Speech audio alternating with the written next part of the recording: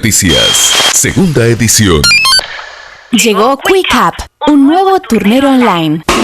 Llegó QuickUp, un nuevo turnero online. Sin necesidad de descargarte un programa, podés gestionar tus turnos de la manera más fácil. QuickUp te permite crear un listado de profesionales, asignar fechas de vacaciones y mantener un seguimiento de los ingresos. Entra a www.quickup.com.ar y pedí tu primer mes gratis. Estás en 102.9 FM Gospel. GPS de Noticias se detiene en este segmento para compartir información específica, una temática, 1000 preguntas y la persona idónea para responderlas. GPS de Noticias.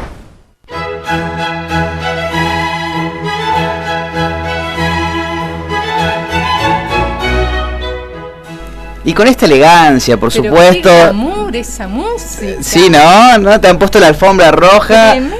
Pasa el economista, por supuesto. Total. Estamos aquí para hablar nuevamente de economía de la mano de Marianela Gómez. Esta vez el tópico es la historia importa. ¿Por qué importa, Marianela? Y por muchas cosas, pero te digo que no me están colaborando con los nervios, pues me ponen esa música. Después yo vengo en el auto manejando para acá y escucho que voy a hablar yo y después va a hablar Emir Sader. O sea, ya ahí dije, no, bueno. O sea, ya lo que pueda decir yo, cada uno con que no tema. me escuche Sader, yo lo único que pido, que no me escuche, que se conecte más tarde, la verdad. Bueno, yo había, sin saber que iba a estar, Emir había preparado esta cuestión de la historia que un poco ya la columna pasada habíamos estado conversando, ¿no? Esto de la idea un poco de la columna es ir alternando temas más de actualidad, para que no se me aburra el oyente, con algunos otros temas que abordan más conceptos o bueno, cuestiones más generales de la economía.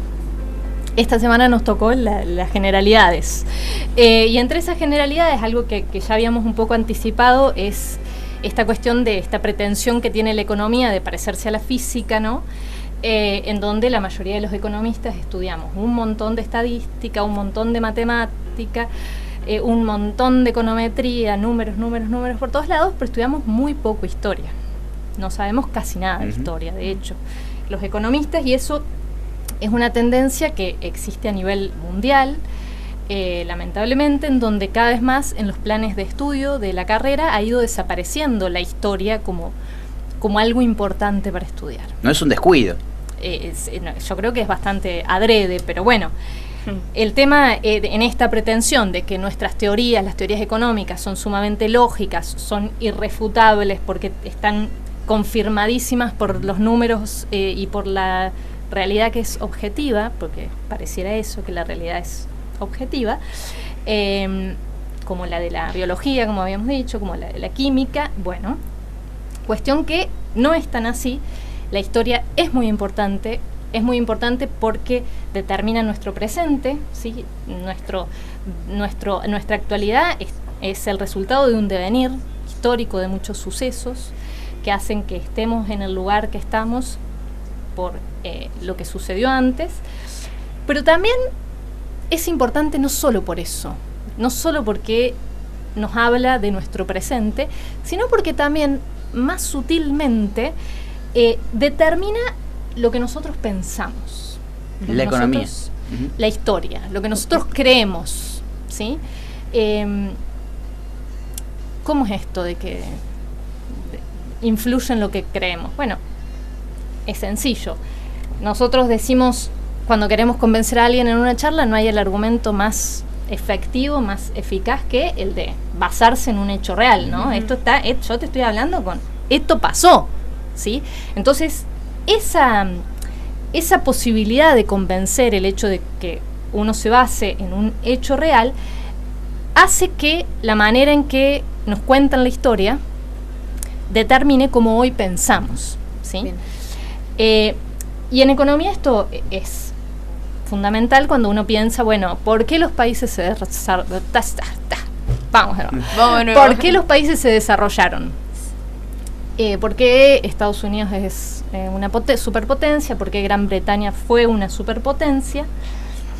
Bueno, y digamos, uno escucha mucho, siempre ha escuchado que estos países se desarrollaron porque permitieron el libre comercio, permitieron el libre mercado, ¿sí? Entonces esas fueron características que hicieron que esos países se desarrollaran. Bueno, ¿qué sucede? Cuando uno va a mirar la historia, se encuentra con que eso no es verdad, ¿sí? Que no se desarrollaron justamente por el libre comercio y por el libre mercado.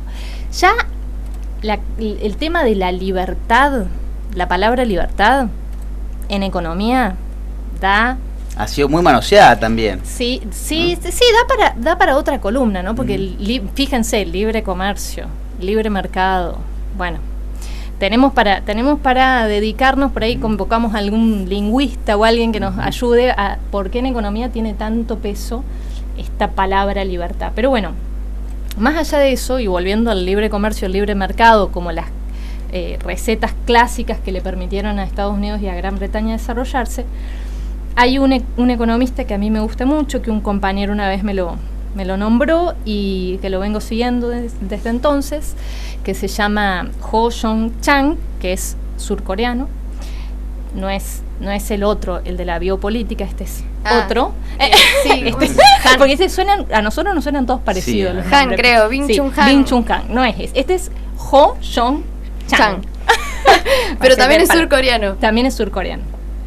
Que él escribió un libro que se llama Patada a la escalera. Y este libro, como el título un poco lo indica, muestra eso, ¿no? Que, digamos, esa metáfora de que los países en realidad usaron una escalera para subir y cuando estuvieron allá arriba la patearon para que no pudiera subir más nadie. Y en eso aparecen, digamos, él hace toda una recopilación de todos estos acontecimientos históricos, mostrando y refutando esta teoría que dice que se desarrollaron gracias al libre comercio y al libre mercado. Por ejemplo, yo voy a traer algunos ejemplos, pero cita el caso de Gran Bretaña, que en el 1700 prohibió las importaciones de tejido de India, que India siempre se caracterizó por, digamos, una industria textil artesanal muy, muy sofisticada, muy, muy buena. Prohibió la importación de India para favorecer y proteger su propia industria, ¿no? Y esto obviamente que después dio paso a que surgiera la revolución industrial y ahí ganase mucha más competitividad y mucha más eficiencia en la producción, y terminó de darle el tiro de gracia a India cuando, siendo India una colonia de Gran Bretaña, se vio obligada a India importar los tejidos de Gran Bretaña, ¿sí? Una especie de pacto Roca-Runciman, pero entre India y Gran Bretaña, ¿no? Y bueno, colonias, así son los pactos con las colonias. Así son los tratados desiguales, los tratados de comercio. Entonces el que me viene y me propone que siempre tengamos libre comercio, en general suele ser el que tiene las ventajas de ese acuerdo, ¿no? Son tratados que terminan siendo desiguales. Y que esa libertad favorece a los que ahora ya no la necesitan, o por lo menos no necesitan proteger su industria, porque su industria ya tiene un nivel que no es factible de competir con esos otros países. Mientras hablas recuerdo la publicidad, bueno, tan manida también, lo que fue la dictadura y las sillas, ¿no? No sé si lo recuerdan, bueno, que una persona se sentaba en una silla de industria argentina y la silla se rompía y se caía, ¿no? Sí. Bueno, con el libre comercio ahora teníamos posibilidad de elegir, o más bien libertad para elegir, y eran todas de mejor calidad, ¿no? Eso era toda la política de Martínez de Oz, por eso digo que la libertad da para hacer otra columna, porque Martínez de Oz decía, hay que liberar a las fuerzas productivas, las fuerzas productivas que estuvieron cautivas, encerradas, que estuvieron reprimidas. ¿Dónde están las...? Pero esa utilización, bueno, la revolución libertadora, da para... No lo agotemos hoy, Pero más cerquita de nuestro tiempo, quizás ahí sí nuestros oyentes se acuerdan, el desplome de la industria de las zapaterías, aquí en los 90, porque bueno, importábamos zapatillas de Brasil y destruyó nuestra industria local. Así es, de hecho, en esa década nosotros llegamos a importar chanchos de Brasil. O sea, no estamos hablando de una industria compleja. Claro. Llegó al nivel, fue tal el deterioro, digamos, de la producción nacional que llegamos a importar chanchos. ¿Y cuál es el problema? Digo, yo soy oyente y digo, ¿por qué yo no puedo optar por productos internacionales si yo tengo el bolsillo para pagarlos? ¿Cuál es el mal que le estoy haciendo a la sociedad? Y que para comprar productos internacionales básicamente uno tiene que tener divisas, porque si vos querés comprar un producto internacional con pesos, no creo que lo puedas hacer, ¿no? Vos para comprar productos importados necesitas dólares, y el tema es que vos ganás, en general, a no ser que seas un exportador, tu digamos, tu salario o tus ingresos son en pesos, no en dólares. Porque los dólares son un recurso escaso para el país, ¿no? Entonces, como los dólares el país no los produce, porque, digamos, no es la moneda local, el que produce los dólares es Estados Unidos, que tiene la maquinita y que hizo todas las que ahora dice que no hay que hacer para llegar al lugar en el que está, que hay también Estados Unidos, es toda una paradoja entre el decir y el hacer, tal cual. Pero bueno, básicamente, como justamente los dólares son un recurso escaso en nuestro país, hay que administrarlos. Y administrarlos significa que vos no podés gastar más de lo que tenés. Entonces vos no podés comprar más productos de afuera de los que les vendés al exterior. Sí, además si compramos productos de afuera, básicamente estamos beneficiando a trabajadores foráneos en vez de beneficiar a una empresa local. Pero supongamos que nos abstraemos de pensar en el bienestar de la población, en la producción, en el trabajo. Supongamos que nos abstraemos de todo eso y que pensamos solo en términos individuales. Bueno, en términos individuales, el razonamiento es bastante elemental también. O sea, vos no podés pretender comprar más afuera productos de los que vendés porque no te va a dar la diferencia de ingreso para justificar esa compra. Pero bueno, entre todos estos temas que digamos que estamos hablando, estas paradojas que nos muestra la historia, hay otro dato también bastante concreto y que también muchos compañeros de acá han trabajado, que es observar el periodo en que las economías capitalistas más crecieron en la historia, ¿sí? El periodo en donde más se desarrollaron y más crecieron, o crecieron más rápido, mejor dicho, a lo largo de la historia. ¿Cuál fue ese periodo? ¿Qué dirían? Ustedes tienen un número por tirar y lo jugamos a la quiniela de último.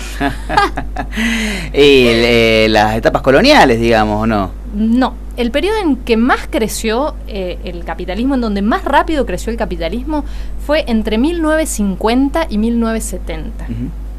Que eso es lo que se conoce como el estado de bienestar, ¿sí? En donde los impuestos eran altísimos, donde la regulación fue muy alta, ¿no? Porque esto, justamente, este estado de bienestar que garantiza, que interviene, es el periodo en donde al capitalismo le fue mejor. O sea, vos me estás diciendo que mientras más controle el Estado, mejor se produce. Eso es lo que muestra la historia, ¿no? El auge del capitalismo, el momento, los años dorados del capitalismo, se dan durante el estado de bienestar, entre el 50 y el 70, en donde las regulaciones eran altas, los impuestos eran altos. Pero eso no es lo que, digamos, lo que más escuchamos, ¿no? ¿Sí, no? Porque justamente hay muchas veces este desconocimiento de ir a ver en la historia, a ver qué pasó, ¿sí? Cómo fue la historia, cómo fue la evolución. Bueno, ese es un ejemplo. Otro ejemplo también de la sabiduría convencional, del sentido común, es mirar países sumamente desconocidos para nosotros, alejados, que no sabemos ni dónde están en el mapa, pero que bueno, que suenan siempre, como Singapur. No, hay que mirar Singapur porque tiene un nivel de inversiones de Singapur es altísimo, inversión extranjera directa, tecnología, una cosa, todo funciona perfecto en Singapur, el libre comercio, que las inversiones van y todo florece y es bello. Pero si uno empieza a analizar un poco, bueno, es un estado en donde casi toda la propiedad de la tierra le pertenece al Estado, en donde el 85% de las viviendas las otorga un organismo estatal, ¿sí? En donde el 22% de la riqueza que se genera en todo el país es generada por empresas estatales, cuando ese 22% parece poco del total de la riqueza nacional, pero en realidad cuando uno la compara con el promedio internacional que ronda el 10% es bastante. Bueno, esto también tiene un PBI per cápita que es el doble de España, pero bueno, también hay otros problemas que no se dicen porque no conviene mucho, que tienen que ver con la libertad de expresión, con la participación democrática, un montón de cosas, pero siempre es como que escuchamos una partecita. Por eso es, insisto, importante pensar, leer, involucrarse con la historia, porque bueno, las preocupaciones que tenemos todos, que es la preocupación con la que nace la economía, es porque hay algunos países que son ricos y otros que son pobres. La diferencia es, te la consulto, es básicamente los países ricos a los países pobres, un mayor ordenamiento de los factores de producción que hace el Estado. ¿Cómo sería eso? Vos decís, los países son ricos como Estados Unidos porque hay más Estado que interviene. Hay regulación al menos de los factores de producción. Sí, yo creo que, como te digo, si uno mira la historia de las potencias, Gran Bretaña primero, que después sucede su lugar de potencia a Estados Unidos, y hoy lo que pareciera estar emergiendo como una futura potencia China, si uno ve en el origen del desarrollo de esos países siempre estuvo muy presente el Estado planificando, no estuvo el libre mercado haciendo por generación espontánea la riqueza, no, en esos tres casos, que Gran Bretaña, Estados Unidos y China, uno ve que hay una fuerte presencia del Estado en planificar, en pensar ese proceso de desarrollo, ¿no? Y en tratar de generar las condiciones para que ese desarrollo sea posible, que justamente no es el libre comercio. Por eso esa referencia al libro Patada de Escalera, que me parece que es, digamos, bien bien puntual, porque justamente lo que hace es traer ejemplos con datos históricos concretos e ir desarmando un poco ese sentido común que hay instalado. A mí me parece que también es parte de nuestro compromiso con revisar la historia, con releerla, también tratar de buscar una respuesta propia, ¿no? Esto no es solamente lo que pasó en China, sino, bueno, ¿cuál fue nuestra historia? Digamos, hay una historia de un Belgrano que tenía un proyecto de país y que terminó como terminó. Después vinieron muchos, por hablar de economistas, ¿no? Digo, Prebisch, que tuvo, ya que va a venir Emir, que tuvo una influencia muy fuerte en un economista que en Brasil es estudiado en todo el territorio, que es Celso Furtado, que tuvo mucho que ver con el desarrollo de Brasil. Diamant, en fin, hay que hacer como una búsqueda también de las razones, de nuestras razones históricas y de qué pasos se dieron, y también, en esta lectura crítica de ver qué pasó en otros lugares, ¿no? Para desandar o para desarmar esa sabiduría convencional. Hace poco publicaron una entrevista en la BBC a también 2 premios Nobel de Economía, que son Acemoglu y James Robinson, que publicaron un libro que también con un título así, que es como las preguntas clásicas de la economía: ¿por qué fracasan los países o por qué los países son pobres? Y ellos ponen mucho hincapié en los factores, en la influencia que los ciudadanos tienen para derrocar a las élites que son las que acaparan el poder, ¿sí? Y que no permiten que los derechos políticos estén bien distribuidos, y esto implica, digamos, primero una definición de una buena, pensar las instituciones en el sentido de generar una política, ¿sí? Unas instituciones políticas buenas, para después dar el paso de pensar en las instituciones económicas, ¿no? Ellos dicen, primero está la política, ¿sí? Y para eso también entender, ellos mismos también traen el caso de América Latina, y dicen América Latina es una sociedad que fue creada por un pequeño grupo, una élite colonial que se dedicó a extraer, a expoliar los recursos naturales y a las personas que habitaban este territorio. Entonces, es una manera de entender también en nuestra historia por qué no somos Gran Bretaña, claro. ¿Sí? Porque no somos Noruega. Bueno, porque esta es nuestra historia. Y es una manera también de una invitación a no hacer comparaciones fetichistas e insidiosas, ¿no? Como, bueno, Singapur, Suecia, Suiza, bueno, nosotros tenemos nuestra historia, que nada tiene que ver con los países nórdicos o con Singapur. Así es. Y bueno, estos premios Nobel, siempre te da chapa decir que fueron premios Nobel, pero los vamos a leer, entonces los vamos a consultar. Estos premios Nobel cuestionan también unas hipótesis que son muy trabajadas, al menos en el área del crecimiento y el desarrollo, que tienen que ver con, por ejemplo, la geografía. Es decir, bueno, hay países que son pobres porque, como el África, no tienen recursos naturales.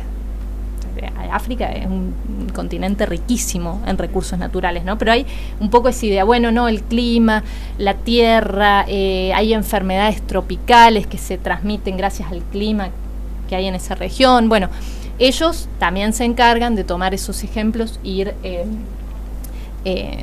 digamos, refutándolos uno por uno. Después también refutan otra hipótesis que es bastante, que ustedes la tienen que haber escuchado, que es la de la cultura, ¿no?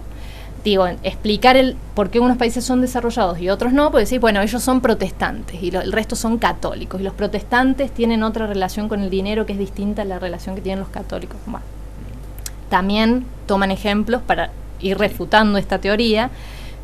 Nosotros, yo me canso de escuchar la clásica, si nos hubieran conquistado los ingleses, sí, nuestro destino hubiera sido otro. Iba a decir, y los ingleses tuvieron un montón de colonias y las dejaron a todas hechas percha. Sí. ¿Por qué pensamos que si nos hubieran conquistado los ingleses estaríamos mejor? Claro.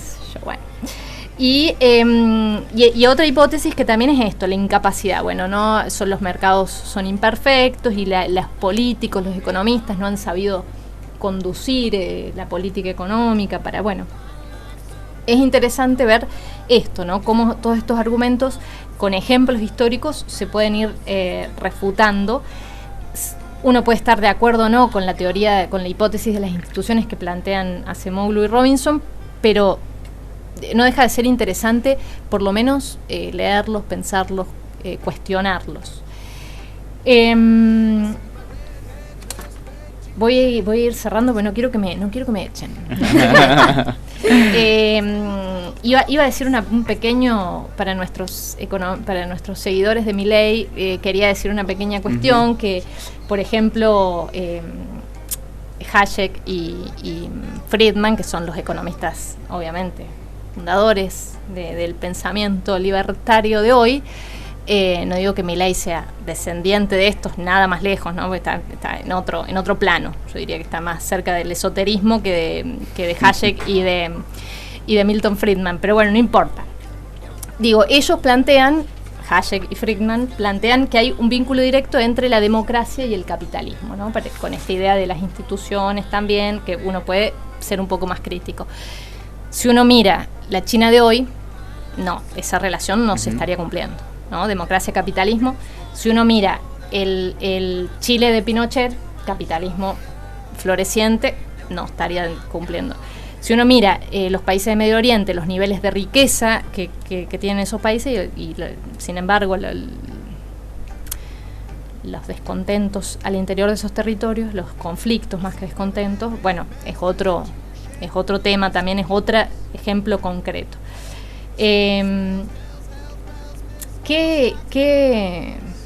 ¿Cuál es la idea como para cerrar esto, ¿no? ¿Por qué la historia importa?